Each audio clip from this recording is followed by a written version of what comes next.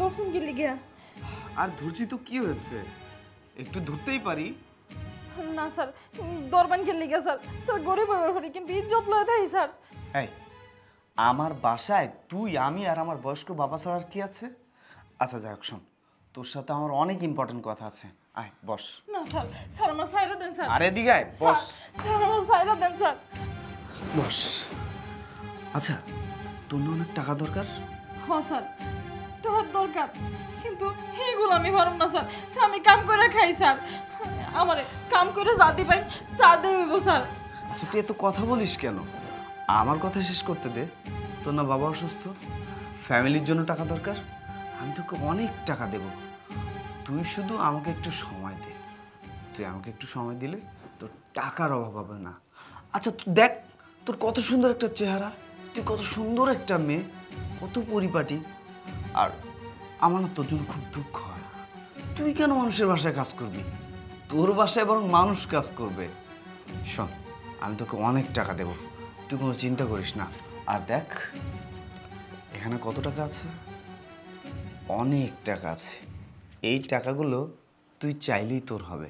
Sir আমার এত টাকা চাই না স্যার।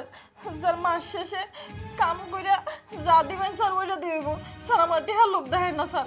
এই তুই একটু বেশি কথা বলিস। এই টাকার বিনিময়েও যদি তোকে আমি না পাই না, তাহলে তোকে আমি জোর করে নেব। তাও তোকে আমার চাই মানে চাই। স্যার স্যার স্যার দেন আমার স্যার। স্যার তোকে তো আমি দেখে নেবই।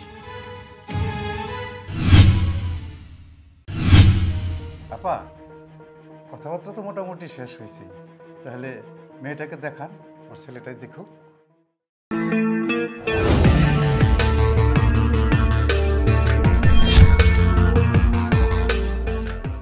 তুই তুই এখানে কি করছিস? চিনতে পেরেছেন তাহলে আমাকে? হ্যাঁ, আমি সে কাজের মেয়ে যে কিনা কাজ করার জন্য আপনার বাসায় গিয়েছিলাম।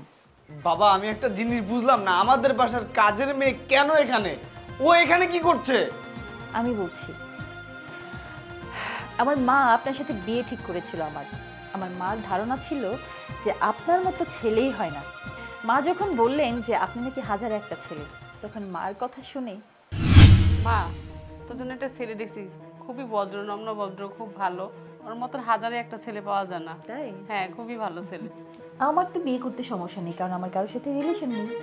তবে যে ছেলেটার তুমি এত প্রশংসা করছো, আমার একটা আবদার আছে। কি? সেটা হচ্ছে যে আমি ছেলেটাকে একটু যাচাই করে দেখতে চাই। ঠিক আছে, তো যেটা ভালো মনে হয় তুই যাবি। ঠিক আছে। বাবা ও এসব কি বলছে? হ্যাঁ, ও ঠিকই বলছে।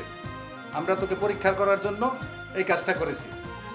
আমি জানতাম তুই আমার সৎ ছেলে, একজন চরিত্রবান ছেলে, কিন্তু তোর চরিত্র যে এত খারাপ এটা আমার জানা ছিল না। এখন তোকে আমার ছেলে হিসেবে পরিচয় দিতে আমার লজ্জা হচ্ছে। ভাগ্যিস এই মেয়েটা আমার চোখ খুলে দিয়েছে। এরকম চরিত্রহীন ছেলের সাথে আমার মেয়েকে বিয়ে দেওয়া সম্ভব না ভাইজান, আমি চলে গেলাম। হ্যাঁ মা, এরকম দুষ্ট খারাপ লোকের সংসার করার থেকে সারা জীবন আইবুড়ো থাকা ভালো। চল।